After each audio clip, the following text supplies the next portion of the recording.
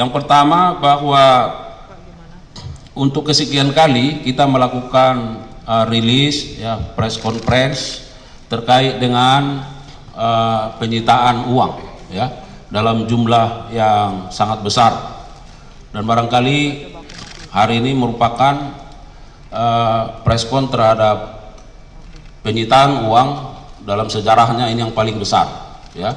Nanti akan disampaikan secara substansi oleh Pak Direktur Penuntutan.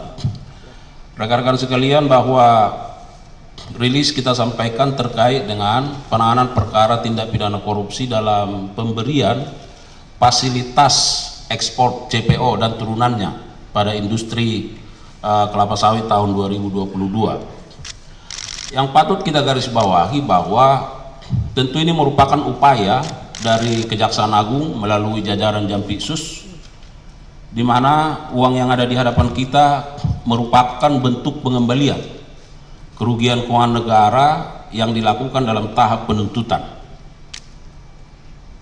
Ya.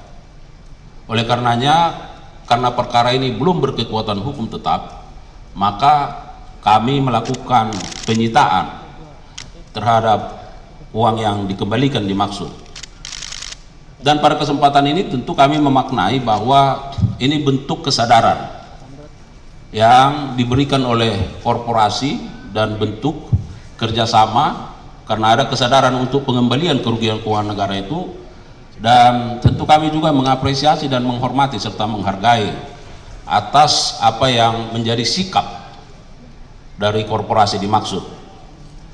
Dan kita harapkan tentu dengan upaya-upaya pengembalian ini juga akan menjadi contoh bagi korporasi yang lain atau bagi pihak-pihak yang lain yang sedang berperkara, bahwa sebagaimana kami maksudkan, upaya-upaya penegakan hukum yang represif harus sebanding, linear, sejalan dengan upaya-upaya pengembalian kerugian keuangan negara dalam rangka pemulihan keuangan negara.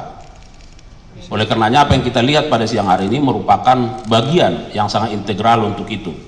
Dan yang terakhir, sebelum Pak Direktur Penuntutan dan Direktur Penyidikan menyampaikan sesi substansinya, saya juga mau menyampaikan, karena perkara ini menyangkut masalah persawitan kita, tentu kita juga memaknai bahwa dengan penanganan perkara ini dan upaya pengembalian ini tentu akan berlinear juga dengan bagaimana industri sawit kita terus bisa berkembang dan baik, karena menyangkut masalah ketahanan pangan nasional, masalah kedaulatan hukum.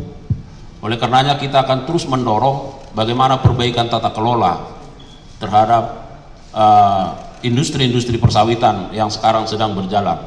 Apa yang sudah menjadi atensi pemerintah terkait hal ini, saya kira kita semua patut memberi dukungan. Siapa saja patut memberi dukungan dalam rangka bagaimana keberlangsungan terkait dengan rantai pangan yang terus harus diwujudkan untuk mewujudkan kesejahteraan rakyat. Saya kira itu yang menjadi stresi yang bisa kami sampaikan. Terima